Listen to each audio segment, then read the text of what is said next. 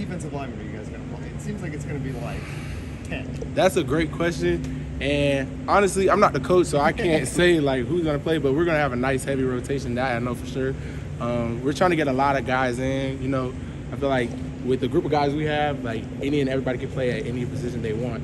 So I feel like we're going to be very deep this year. I can't say that.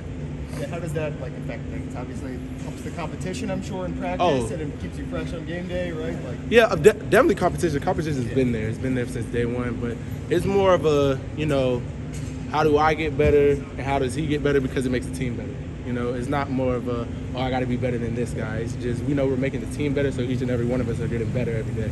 Jared said it's a lot of mixing and matching. Yeah. So who are some of the defensive tackles you like playing next to? Like, are there guys you feel like you have good chemistry with? That I have a good chemistry with? Well, I mean, I've naturally already played played next to LT and Jared, but I feel like all the D tackles, I'm getting a good chemistry with them because, you know, we're getting a lot of reps in practice every day. So I'm getting, you know, sometimes I'll get LT, sometimes I get Daryl Jackson, sometimes I even get Allen Hay, you know, just mixing it up the lines any and every way we can. So that's just how it is. Which one of the transfers are impressing you the most? Which one of the transfers? Yeah. Every single one.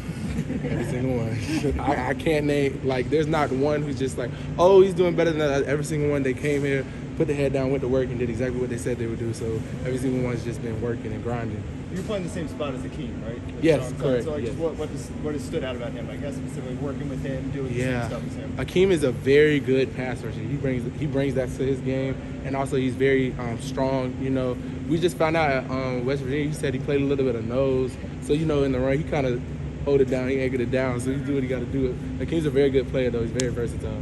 How about Mitch? Mitchell Agude is. Mitch is a hard worker, you know. He's running to the ball, keeping us up. You know, he's a vet. So he's just teaching us the ins and outs of, you know, what he knows, some things he already has seen and stuff. So he brings that to the table. But each and every day, we know what kind of person we get with Mitch. You know, we're getting a hard worker. We're getting somebody who's, you know, very attentive and eager to learn. What about Daryl Jackson? The man-child. Daryl Jackson is, how do I explain this? Daryl is coming in every day, putting in the work, you know. He's very physical, and, you know, he's plugging the run. He does what he can, and he's learning the pass rush and this, that, and the third. But I feel like Daryl's just working just like everybody else, you know. He said it's different from Maryland, and we were like, oh, okay, we didn't know, you know. We just thought everybody just worked, so. This to ask you about the Florida international football player that passed away last night who knocked. I didn't know if you knew anything about that. If you I didn't. It's terrible. I didn't hear. What happened? He's in the hospital. We don't know. We haven't gotten any information. I just didn't know if between the two programs, if you'd seen it maybe in passing or if you knew anything about it. No, I didn't. I'm sorry to him. I'm praying for him and his family. That's terrible.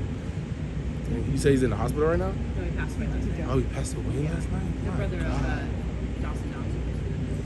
So I just didn't know if you guys ever had crossover with Florida International at all. That's terrible. I got to look into that. Thank you. Thank you. The scrimmage coming up, we heard that you had a really good, as a whole, the D-line had a good scrimmage, you know, the first scrimmage.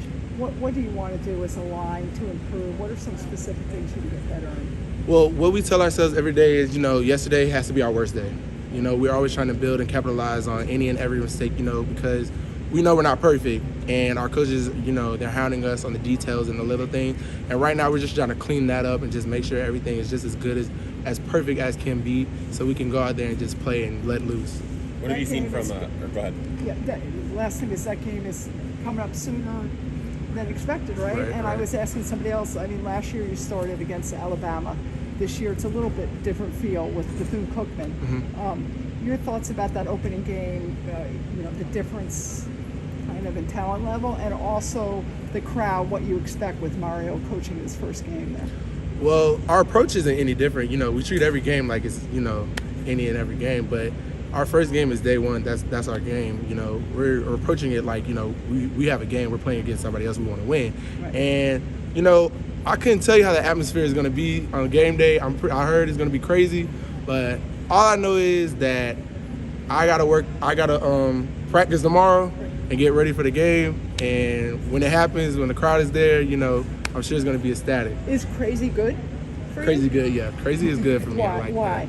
That. You know, having the fans there, you know, just helps you out a little bit. And, you know, I love, you know, the supporters.